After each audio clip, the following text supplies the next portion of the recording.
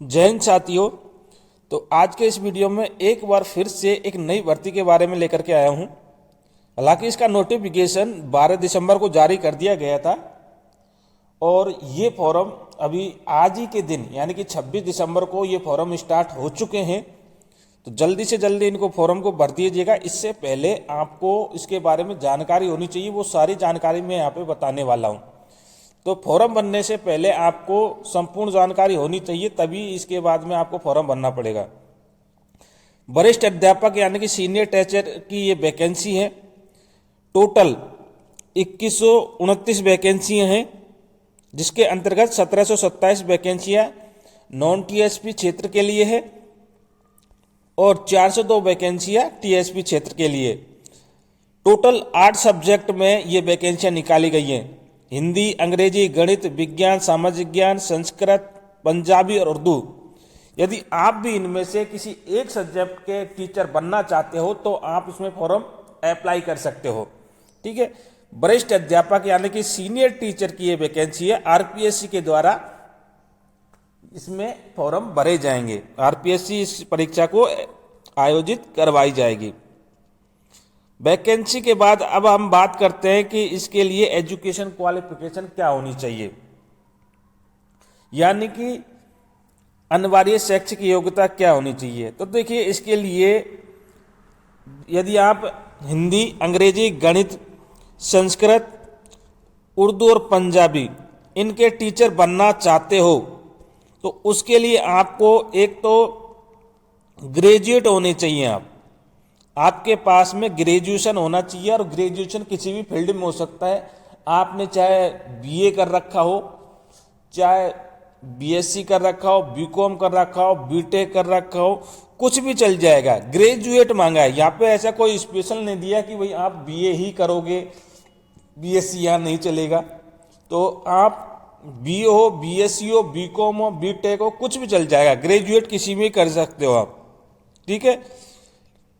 लेकिन इसके साथ साथ आपके पास में डिग्री या डिप्लोमा का सर्टिफिकेट होना चाहिए। या तो आपके पास डिग्री होनी चाहिए या फिर आपके पास में डिप्लोमा होना चाहिए, और वो डिप्लोमा किसमें, एजुकेशन में डिप्लोमा होना चाहिए, जो कि एनसीटीई के द्वारा कोई रिकॉग्नाइज इंस्टीट्यूट है, उससे आपको डिप्लोमा या डिग्री प्राप्त होनी चाहिए। कुल मिलाकर के बीएड या फिर बीएसटीसी, इन दोनों में से एक चीज होनी चाहिए। तो दो बातें यहां पे लिखी गई है, एक तो ग्रेजुएट होना चाहिए और दूसरा बीएड या बीएसटीसी आपके पास में होनी चाहिए। किसके लिए, हिंदी, अंग्रेजी, गणित, उर्दू, पंजाबी, यानी कि वो फिर सब्जेक्ट के हिसाब से डिपेंड करेगा कि भाई आप किस में ग्रेजुएशन कर रखी है। ठीक है। यदि आप विज्ञान विषय के टीचर बनना चाहते हो तो आपके लिए देखो यहाँ पे थोड़ा सा चेंजेस देखने को मिला है। ग्रेजुएट तो होनी चाहिए या ग्रेजुएट के समथिंग कोई भी एग्जाम आपने पास कर लेनी चाहिए। इसके अलावा एटलीस्ट कम से कम इन सब्जेक्ट में, ये जो मैंने आगे बताने वाला हूं, इसमें कम से कम 2 सब्जेक्ट में आपको डिप्लोमा होना चाहिए। जैसे कि फिजिक्स में, केमिस्ट्री में, जूलॉजी में, बॉटनी में, माइक्रोबायोलॉजी में, बायोटेक्नोलॉजी में और बायोकेमिस्ट्री में। इनमें ऑप्शनल है, कोई सा भी एक हो सकता है। इसमें आपका ग्रेजुएट होना चाहिए, ग्रेजुएट और इक्विवेलेंट होना चाहिए। ठीक है। और क्या होनी चाहिए, डिग्री या डिप्लोमा, जो भी अभी मैंने बताया था बीएड वाला, बीएड या बीएसटीसी हो। यानी कि आपको यदि हिंदी, अंग्रेजी, गणित, संस्कृत, उर्दू और पंजाबी विषय के टीचर बनने हैं तो जनरली आपके पास ग्रेजुएट हो, किसी भी स्ट्रीम में हो, कोई दिक्कत नहीं है। और बीए बीएड हो तो आप हिंदी, अंग्रेजी, गणित, संस्कृत, उर्दू का टीचर बन सकते हो। लेकिन विज्ञान विषय के लिए यहाँ पे थोड़ा सा, आप ग्रेजुएट हो तो भी आप बन सकते हो, और आपके पास में यदि 2 साल का एटलीस्ट किसी 2 सब्जेक्ट में आपके पास में कोई भी डिप्लोमा है, ऑप्शनल सब्जेक्ट है फिजिक्स, केमिस्ट्री, जूलॉजी, इनमें यदि आपके पास में कोई एग्जाम दे रखा है, यानी कि कोई भी ऐसे इंस्टीट्यूट है जो कि ग्रेजुएट के समथिंग ही इसमें करवाती है। जैसे फिजिक्स में आपको कोई ग्रेजुएट करवाती है कोई भी इंस्टीट्यूट हो, तो वो फिर फिजिक्स यानी विज्ञान सब्जेक्ट के टीचर बन सकते हैं। सामाजिक ज्ञान विषय के लिए यहाँ पे क्या क्राइटेरिया दिया हुआ है, यदि आप ग्रेजुएट हो तो वो भी चल जाएगा, या फिर ग्रेजुएट नहीं हो तो आपको कम से कम 2 विषय में, 2 विषय कौन कौन सी हो सकती हैं, हिस्ट्री में हो, ज्योग्राफी में हो, इकोनॉमिक्स में हो, पॉलिटिकल साइंस में हो, सोशियोलॉजी में हो, और पब्लिक एडमिनिस्ट्रेशन हो, और साइकोलॉजी हो।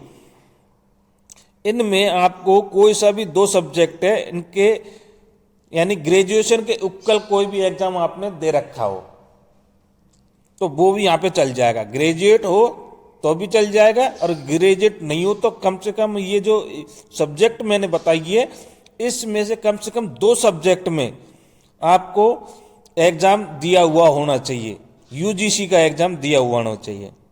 ठीक है। और दूसरी बात तो कन्फर्म है कि बीएड और बीएसटीसी होना चाहिए, यानी कि बीएड और बीएसटीसी तो आपको कंपलसरी होना ही होना चाहिए। इसके अलावा ग्रेजुएट में या छूट दी गई है, या तो आप ग्रेजुएट हो तो कोई दिक्कत नहीं है, यदि ग्रेजुएट नहीं हो तो कम से कम इन सब्जेक्ट में आपको कोई भी रिकॉग्नाइज इंस्टीट्यूट है उसमें आपका ये एग्जामिनेशन दिया हुआ होना चाहिए। ठीक है, ये तो हो गई सब्जेक्ट से रिलेटेड। दूसरा जो जनरली बात है कि आपको हिंदी का नॉलेज होना चाहिए और राजस्थानी कल्चर का नॉलेज होना चाहिए, ये एक इम्पोर्टेंट बात भी है। ठीक है, हिंदी भाषा का जानकार होना चाहिए और राजस्थानी की कल्चर का नॉलेज होना चाहिए। ये बात मैंने बता दी। अब बात करते हैं यहाँ पे ये एजुकेशन क्वालिफिकेशन कब तक मांगी गई है।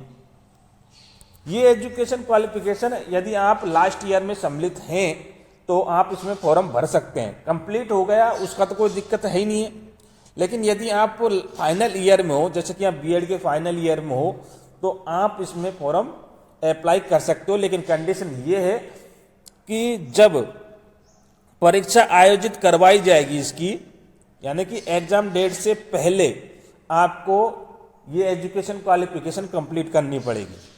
ये नहीं है कि भाई जब आप डॉक्यूमेंट्स वेरिफिकेशन कराएंगे तो तब आपको ये जरूरत पड़ेगी, नहीं, ऐसा नहीं है। जब आपकी एग्जाम होगी इससे पहले आपने ये एजुकेशन क्वालिफिकेशन कंप्लीट कर ली है, इसका प्रूफ आपको वहां पर देना पड़ेगा, अदरवाइज आप डिसक्वालीफाई हो जाएंगे। ठीक है।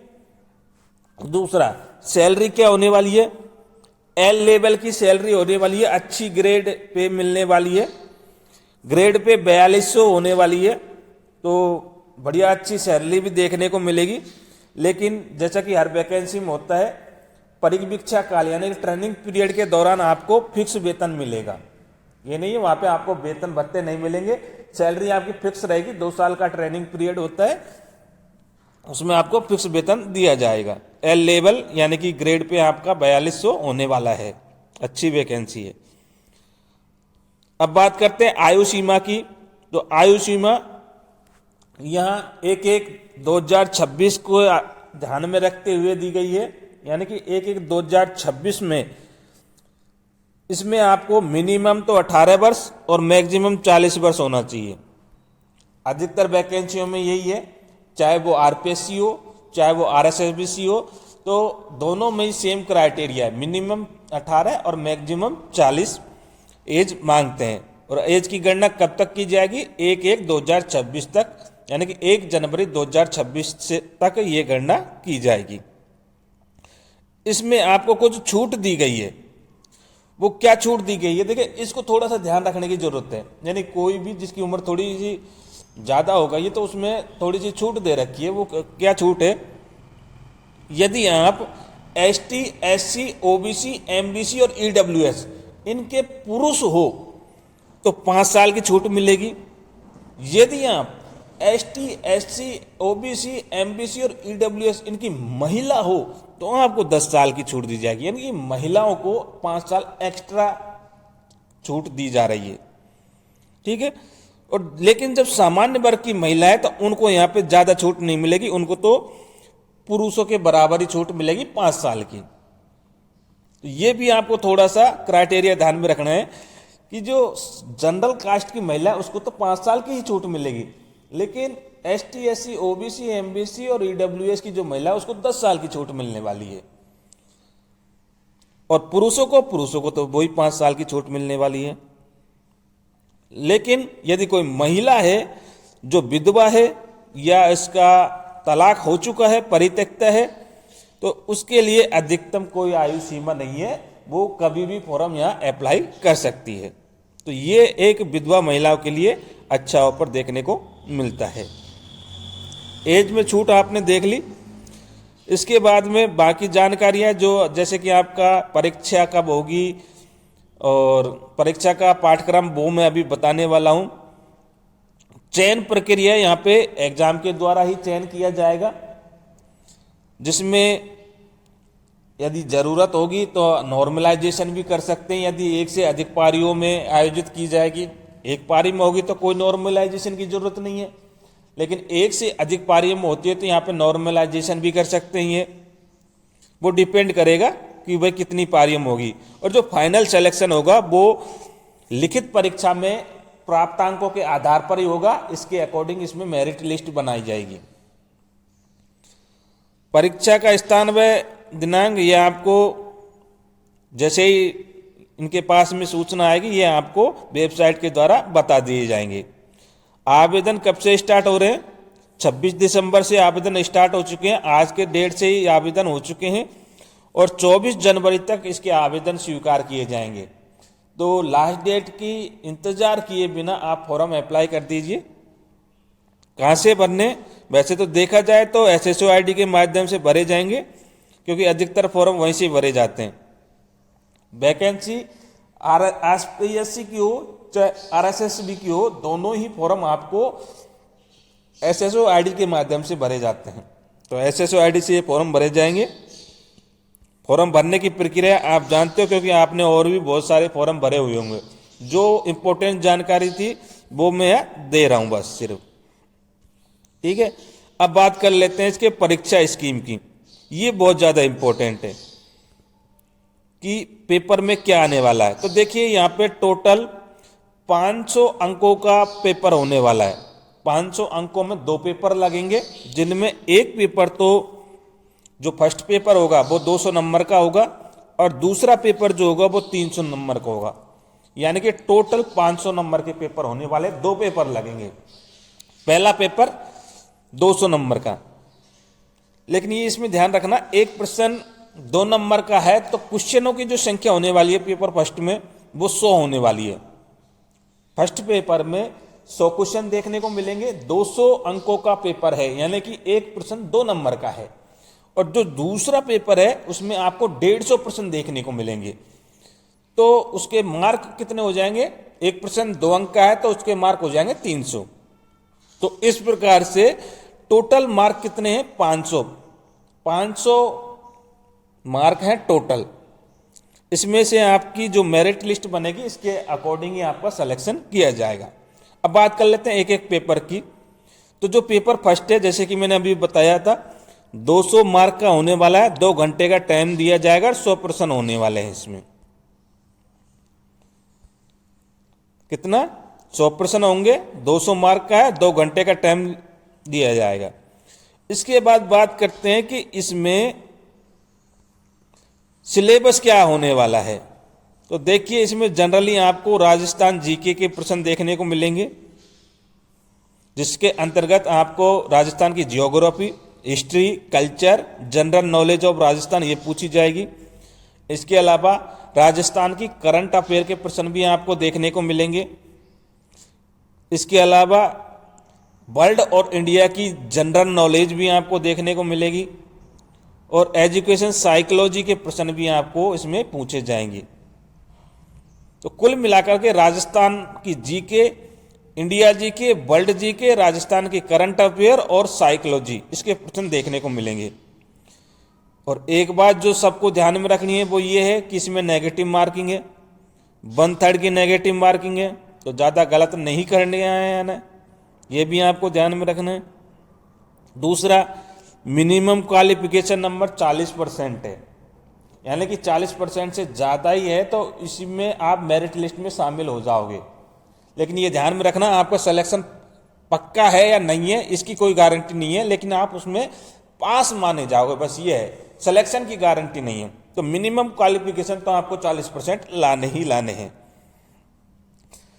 ये तो थी पेपर फर्स्ट की बात। पेपर सेकंड की बात करें तो इसमें अभी मैंने बताया था 300 अंकों का पेपर होने वाला है, यानी 150 प्रश्न आने वाले हैं। एक प्रश्न 2 अंकों का होने वाला है और इसमें 2.5 घंटे का टाइम दिया जाएगा। देखिए पेपर फर्स्ट में तो आपको 2 घंटे का टाइम दिया जा रहा है और यहाँ पे आपको 2.5 घंटे का टाइम दिया जा रहा है, आधा घंटा एक्स्ट्रा दिया जा रहा है, क्योंकि यहाँ पे 50 क्वेश्चन एक्स्ट्रा हैं। वहाँ पे 100 क्वेश्चन थे, यहाँ पे 150 क्वेश्चन है, इसलिए आपको आधा घंटा एक्स्ट्रा मिलेगा यहाँ पे। ठीक है, तो ये भी आपको ध्यान में रखना है। नेगेटिव इसमें भी है, 1/3 की नेगेटिव रहेगी और 40% का जो मिनिमम पासिंग मार्क है वो भी आपको ध्यान में रखने हैं। 40% मिनिमम पासिंग मार्क है। एक जो इंपॉर्टेंट न्यूज जो आपको पता होगी, ये आपको एग्जाम से संबंधित है कि जब आपको OMR सीट मिलेगी तो उसमें आपको 5 ऑप्शंस देखने को मिलेंगे और इन 5 ऑप्शन में एक न एक ऑप्शन आपको फिल करना ही करना है। यदि आपको उत्तर देना है तो आप 4 ऑप्शन में से देंगे, लेकिन आपको ये लगता है कि भाई नहीं, मेरे को ये प्रश्न आता ही नहीं है और अभी आप कह रहे हो कि भाई आपको उत्तर देना पड़ेगा, तो आपको 5वां ऑप्शन भरना पड़ेगा। 5वें ऑप्शन भरने से क्या है, आपकी नेगेटिव मार्किंग नहीं होगी, क्योंकि यहाँ पे नेगेटिव मार्किंग भी है और खाली छोड़ने पर भी नेगेटिव है। दोनों ही बातें आपको ध्यान में रखना है।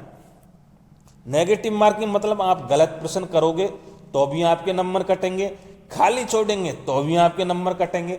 तो प्रश्न ये उठता है कि भाई साहब, जब मेरे को वो प्रश्न आ ही नहीं रहा तो मैं उस प्रश्न को करूंगा कैसे।